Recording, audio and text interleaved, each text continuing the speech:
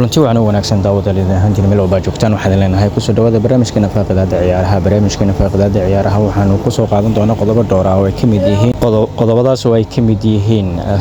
kulamada la ciyaari doona Premier League iyo waliba sidoo kale liigaha iyo dalkaasi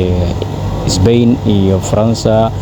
horyaalada kala jira Jarmalka Italianiga Serie A intaas oo idil ayaa markaas ku soo koobi doona warbixinadeena sidoo kale inta waxaanu ku soo koobi doonaa warbixinteena qayb ka ah tartanka u dhaxeeya kooxda Arsenal iyo waliba kooxda Liverpool maadaama kooxda Arsenal ay markeedii ugu horeysay ee horyaalka Premier League hadda xilliga ciyaareedkan ay hogaaminaysa oo hal dhibcood oo qura ay markaas kaga hayso kooxda Liverpool maadaama laba isbuuc ka hor kooxda Liverpool 5 dhibcood oo clear ah markaas ku hogaaminaysay horyaalka Premier League hadda Arsenal waxa leedahay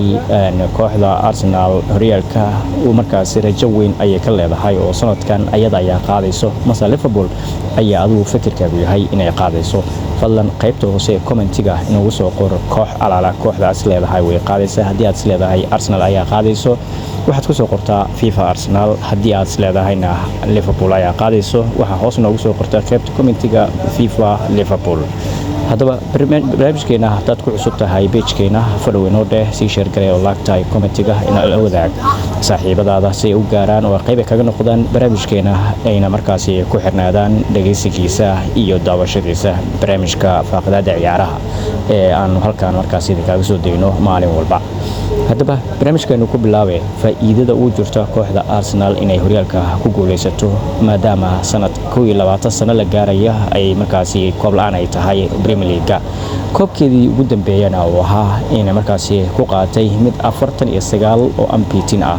49 kaas kulan oo aan marnaba neeceeda dhulka la dhigin oo barbaro iyo waliba 26 oo guul ah ay markaas gashay 12 waxa barbara hadaba kooxda Arsenal ayaa inta badan markaas waxa ay tahay koox ay ayadu markaas kaliya Premier League ka haysato unbeaten-ka koox aan laga badinin koobka ay ku qaado laakiin waxa jiro kooxaas dhowr ah oo ay kamid yihiin Manchester United iyo Manchester City oo ay qaadeen 3 mar ilaa 4 mar oo xiriir ah hadaba City ayaa 4 mar oo xiriir ay u taalaa horyaalka labada kooxood ugu badan koobabka Premier League-na waa kooxda Liverpool iyo waliba kooxda Manchester United oo labadooduba min 20 isla leeyihiin hadaba Liverpool si ay koobkan ay u qaado ay 22 u noqoto ay wax soo gadatay ciyaartoy dhowr ah maadaama kooxda Liverpool ay rajaynayso inay noqoto horyaalkan inay ku guuleysato sababtoo ah waxay isgelisay qarash aad iyo aad u fara badan oo ciyaartoyda ay iminka soo gadatay waxay ku soo gadatay 150,000 oo euro in ka badan ama ku dhawaada sida ciyaaryahan Wirtziska oo reer Jarmalya waxay ku soo gadatay 150,000 oo euro sidoo kale inta waxa ay 150,000 ka soo bixisay 150 milyan ay ka soo bixisay ciyaaryahan Isaac oo labadooduba iminkan ay u muuqdaan kuwa markaas aan si toos ah u la qabsan kooxda hasa ahaatee Arsenal ayadana sidoo kale inta dabiir ma shidayso oo ay waxay soo qaadatay ciyaartoy dhowr ah oo markaas gaaraya ilaa iyo 7 ciyaartoy sanadkan waxa ay soo qaadatay Masquero oo qaybta difaaca ka ciyaara hadii oo William Saliba dhawac soo gaara lagu bedeli karo ama Gabriel Magalhaes booskooda buuxi karo sidoo kale inta waxa ay soo qaadatay ciyaaryahan Eze oo Crystal Palace ka dheelo oo aad arkaysid bandhig aad iyo aad u wanaagsan oo markaas ka muujiyay kooxda Arsenal sidoo kale waxa ay soo qaadatay ciyaaryahan Nordgaard lahayo oo Brentford laga soo qaaday oo lagu bedelay Thomas Partey oo dib uga baxay kooxda sidoo kale waxa ay soo qaadatay ciyaartoy aad iyo aad u fara badan oo markaas qiimo weyn wax u leh kooxda Arsenal oo wax badan ku soo kordhi kara Gyökeres ay keentay oo difaacyada inta badan ka mashquuliya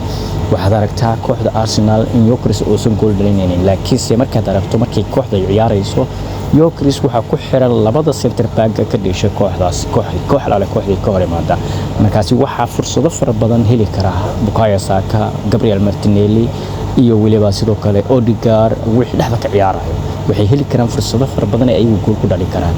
waxay heli karaan chance fara badan sababtoo ah ciyaaryahanka laba ciyaartoy oo center back ka ciyaarto number 5 iyo number 4 oo lamadooduba isku qaatay labadooduba waxay ku mashquulsan yihiin sidii ay soo celi lahaayeen oo soo gool u dhalin laakiin chance fara badan ay markaas kooxda ay kan kooxda Arsenal iyo kooxda Liverpool si cad ah Arsenal markaa ma ku guuleysan kartaa horyaalkan is leedahay Liverpoolna ma awoodi kartaa in ayaduna ku guuleysato koobkan oo horyaalka Premier League si ay ugu dhigto koobka 21 ee Premier League kooxda ugu badan ay haysato maadaama Man United in badan iyo sanado fara badan ay hogaaminaysay laakiin hadartan ay barbara noqdeen Arsenalna 21 sano ee la soo dhaafay abaartii ka haysatay koob la'aanta Premier League ma laga yaabaa sanadkan inay markaasi ay soo afjirto fadlan haddii aad nagu cusub tahay page-keena follow noo dheh commentiga iyo fakirkaagana commentiga noogu reeb FIFA Arsenal iyo FIFA Liverpool qof waliba markaasi fakirkiisa ha noogu reebo commentiga kaliya maanta ha noqdo FIFA Arsenal iyo FIFA Liverpool si loo ogaado markaasi kooxda ugu badan ee aad qaadi karto iyo taageerayaasha ugu badan ee groupkayga ku xiran ama page-kayga ku xiran aad maasantii saaxiibteeda qiimaha iyo qayaha mudan tan iyo dib inta uu kulmi doono waa saaxiibkiina Maxamed Abuukar Baariyo wadan leh. Assalaamu calaykum wa rahmatullaahi ta'ala wa barakaatuh.